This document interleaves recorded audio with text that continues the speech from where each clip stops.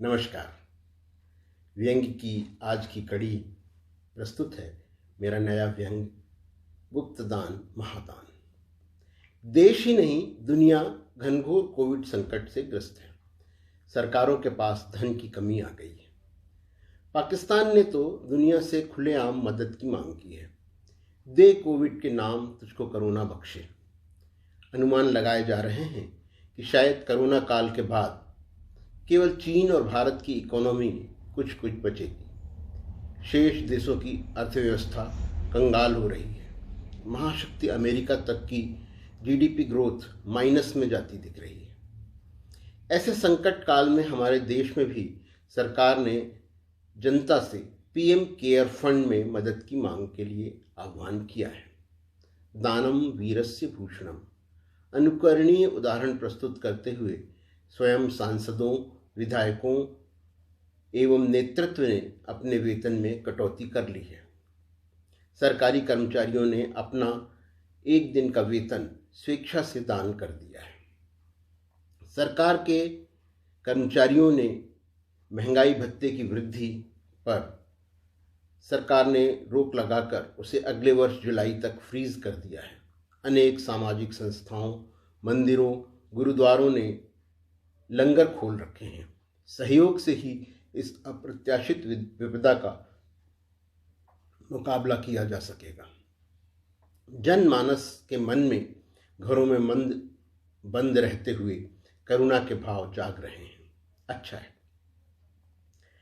Media प्रेमी ऐसे दानवीर भी सामने आए हैं जिन्होंने किलो भर चावल दिया और भीड़ एकत्रित कर अपने चमचों सहित हर एंगल से पूरा फोटो सेशन ही करवा डाला। दूसरे दिन की अखबारों में, नगर समाचार के पन्नों पर दानवीर सचित्र विराजमान रहे।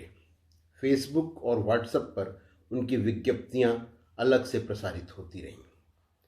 दरअसल ऐसे लोगों के लिए इस तरह का जो दान होता है वह उनके कैरियर के लिए एक निवेश होता है।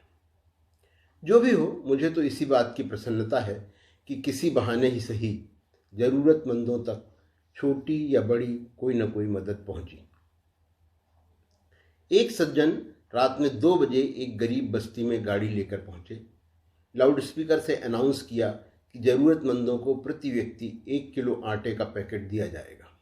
जिन्हें चाहिए वे आकर ले जावें।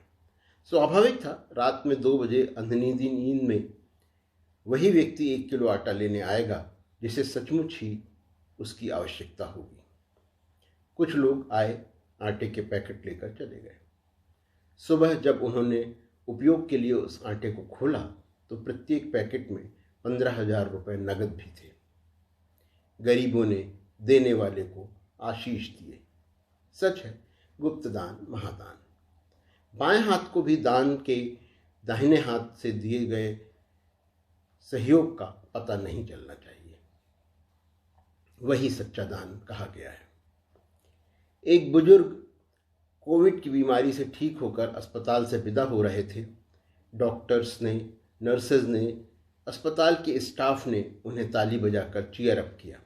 तभी उन्हें लगाए गए ऑक्सीजन का बिल दिया गया। उनके उपचार में 1 दिन के लिए ऑक्सीजन का सिलेंडर लगाया गया था। 5,000 रुपये का बिल देखकर बुजुर्ग भावुक होकर अश्रुपूर्ण रोने लगे।